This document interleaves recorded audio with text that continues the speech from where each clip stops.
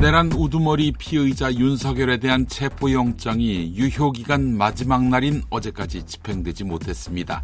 헌정을 파괴한 중범죄자가 수사기관의 소환조사에 불응한 것도 모자라 법원이 발부한 체포영장까지 물리력으로 무력화시키는 무법 사태가 현실화했습니다.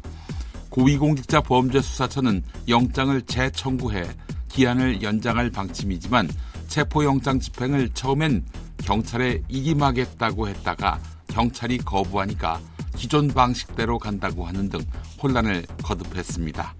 이 모든 혼란의 최종 책임은 내란 피의자인 윤석열에게 있고 수습할 책임이 있는 최상목에게도 있습니다. 김용민!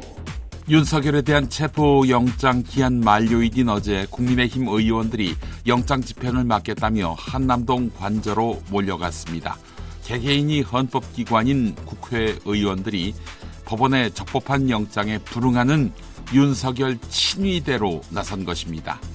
이들만이 아닙니다. 권성동 국민의힘 원내대표를 비롯한 중진 의원들은 헌법재판소를 찾았고 이철규, 이만희 등 경찰 출신 의원들은 경찰청을 항의 방문했습니다. 이들 기관이 야당과 결탁했다고 주장하며 수사, 재판 공정성에 흠집 내기를 시도하는 것입니다. 완벽한 내란 정당으로 스스로 자리매김하고 있는 것인데요.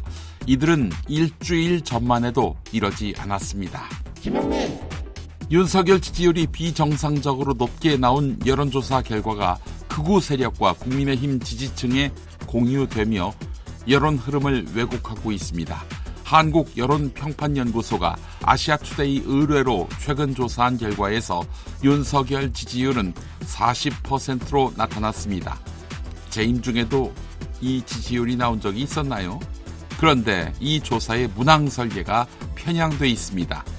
윤석열 체포영장에 대한 불법 논란에도 불구하고 강제 연행하는 것에 대해 어떻게 생각하느냐라고 묻고 윤석열 계엄령이 중앙선관위 전산 시스템의 해킹 및 부정선거 가능성에 대한 의혹 해소를 위한 것인데 공개 검증이 필요하다고 보느냐 이렇게 묻고 있습니다. 질문 자체가 오염된 것이지요. 아시아투데이의 주필은 극우 논객 고성국 씨입니다. 김용민!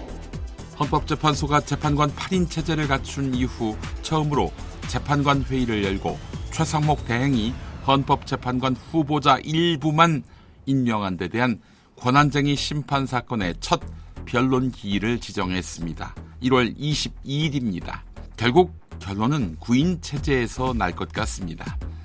헌법재판소는 윤석열 탄핵 심판 사건과 관련해서 헌재 권유로 국회 측이 탄핵소추 사유에서 내란죄를 철회했다는 여당 주장에 대해 그런 사실이 없다라고 밝혔습니다.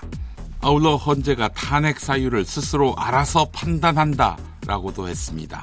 공정하되 신속한 절차를 밟겠다고 밝힌 것입니다. 국가기관 중에 유일하게 헌재만이 정상으로 보입니다. 김용민!